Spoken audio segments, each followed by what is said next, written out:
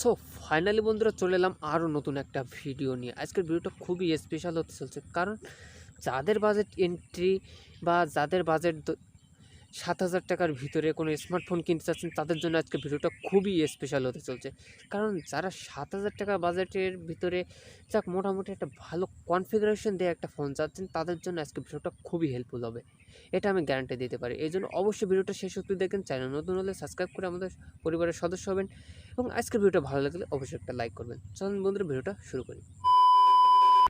বন্ধুরা, Symphony atom এই ফোনটা সাম্প্রতিক বাংলাদেশ বাজারে লঞ্চ করে দিয়েছে স্যামফোনি, এবং স্যামফোনি অ্যাটমে বেশ কিছু ফিচার্স দেওয়া হয়েছে, বা এই বাজেটে যেমন হয়ে থাকে সাধারণত ফিচার্সগুলো সেরকমই পাবেন আপনি।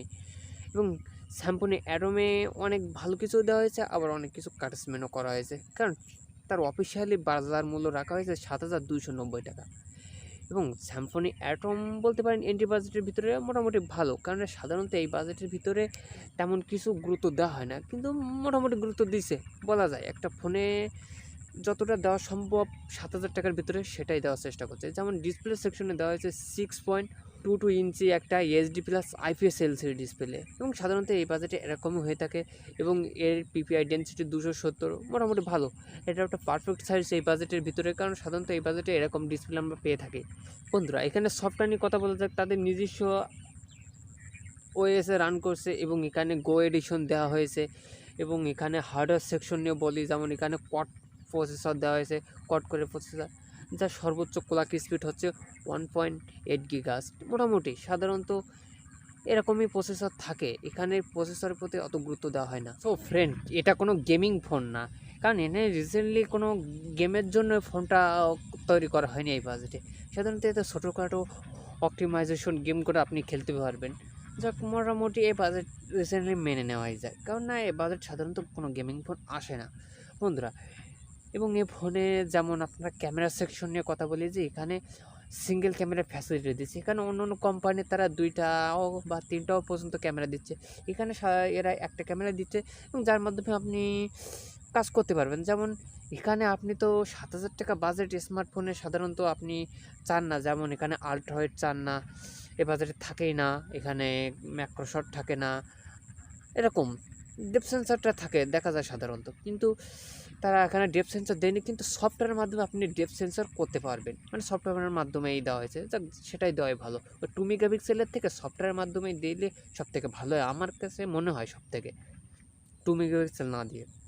বন্ধুরা, এখানে সিঙ্গেল ক্যামেরা দিয়েছে, যার মেন ক্যামেরা 13 মেগাপিক্সেল, এবং এখানে এটা নচ ডিসপ্লে সাধারণত, আর এখানে 5 মেগাপিক্সেল একটা ফ্রন্ট ক্যামেরা দেওয়া আছে। মোটামুটি যে এখানে সিন বেজেলের পরিমাণ এই বাজেট তুলনায় মেনে নেওয়াই যায় মোটামুটি ফোনটা। বন্ধুরা, এই ফোনের তো আপনি বললাম যে এখানে অ্যান্ড্রয়েডের গো এডিশন দেওয়া হয়েছে, এবং অ্যান্ড্রয়েড 10 থাকছে, এবং এখানে অ্যান্ড্রয়েড মানে গুগলের কিছু সাপোর্ট দেওয়া আছে, যার জন্য ছবির কোয়ালিটি তুলনামূলক একটু ভালো পাচ্ছেন আপনারা। এবং এখানে যেমন 4000 mAh একটা ব্যাটারি দেওয়া হয়েছে, এবং ওটা 7-8 মতো একটা ফাস্ট চার্জার দেওয়া হয়েছে, যেটা মাইক্রো এসডি পোর্টের মাধ্যমে। এবং এখানে স্পিকার গেইলটে দিয়ে মোটামুটি ফোনটা একটা 7000 ভিতরে যেটুকু দেওয়া সম্ভব ফোনটাতে সেটুকু দেওয়ার চেষ্টা করছে। বন্ধুরা, এই ৭,২৯০ টাকা এই ফোনটা এইসব ওভারঅল স্পেসিফিকেশন দিয়ে এখন অফিসিয়ালি পাওয়া যাচ্ছে স্যামসং। এটা বলবো এই বাজেটে সাধারণত আমরা এরকম, বা অনেক কোম্পানিও আছে যে এই বাজেটে সাধারণত এরকম একটা প্যাকেজ দিয়েই লঞ্চ করেই থাকে। এবং তেমনই বলতে পারেন, আপনার বাজেট যদি এরকম হয়ে থাকে তাহলে অবশ্যই ফোনটা নিতে পারেন। অবশ্যই মোটামুটি আপনি ভালো মতো কাজ চালিয়ে নেওয়ার মতো, কারণ সাধারণত আপনি এই বাজেটে আশা করেন যে আমি টুকটাক মাল্টিটাস্কিংয়ের থেকে শুরু করে ডে টু ডে লাইফে যেসব কাজকাম আপনি করেন সব কাজ করে আপনি রিসেন্টলি করে নিতে পারবেন।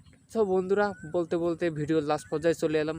আজকের ভিডিওটা অবশ্যই ভালো লাগছে তাহলে একটা লাইক করে দিন। আমাদের চ্যানেলটি যদি এখনও সাবস্ক্রাইব করা না থাকে তাহলে লাল থেকে কালো করে দিয়ে আমাদের পরিবারের সদস্য অনুরোধ রইল। তাহলে দেখা হচ্ছে নেক্সট ভিডিওতে, আর আজকের মতো এখানে বিদায়।